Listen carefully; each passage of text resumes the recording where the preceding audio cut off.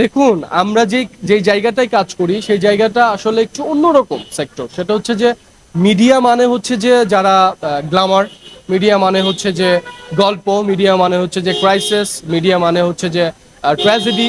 আমি মনে করি কারণ একটা আর্টিস্টকে সবভাবেই নিজেকে প্রেজেন্ট করতে হয়। এখন সিসিএল সময় যখন চলছিল আমাদের, তখন একটা ড্রেস ছিল, আমাদের একটা ড্রেস কোড ছিল এবং প্রত্যেকটা টিমের যে ড্রেসগুলো ছিল আগেরবার এমনটা দেখা যায়নি। এখন এটা হয়তো ম্যানেজমেন্টের ভুল হতে পারে বা তাদের ব্যক্তিগত জীবন নিয়ে আমি কিছু বলতে পারবো না। যে যেটা পরে স্বাচ্ছন্দ্য বোধ ফিল করেছে তারা সেটা পড়েছে। এখন অশ্লীলতার ব্যাপার যদি বলতে যাই তাহলে পুরো মিডিয়াটাই একটা অশ্লীলতা। কারণ এইটা সবাই বলে, আমরা মিডিয়ার মানুষের অনেক বদনাম, অনেক সমস্যা আমাদের।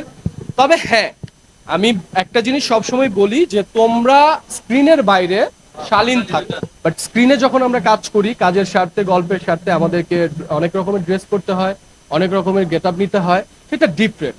বাট আসলে কোনো কাজের বাইরে যখন আমি পাবলিক সম্মুখে আসব তখন অবশ্যই আমাকে আমার লুক, আমার ড্রেস, আমার সবকিছু চিন্তা ভাবনা করে পরে তারপর আসতে হবে।